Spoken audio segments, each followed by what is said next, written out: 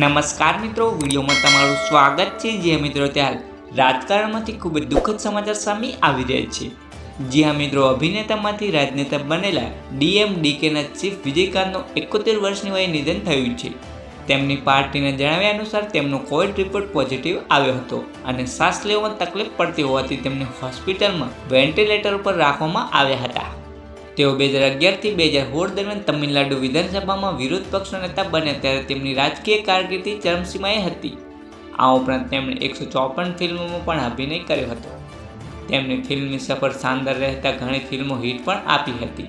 ફિલ્મો બાદ તેઓ રાજકારણમાં આવ્યા હતા અને તેમણે ડીએમડીકેની સ્થાપના કરી અને વિરુદ્ધાચલમ અને ઋષિવદિયંતમ વિસ્તારનું પ્રતિનિધિત્વ કરતા 2 વખત વિધાનસભાના સભ્ય તરીકે સેવા આપી હતી।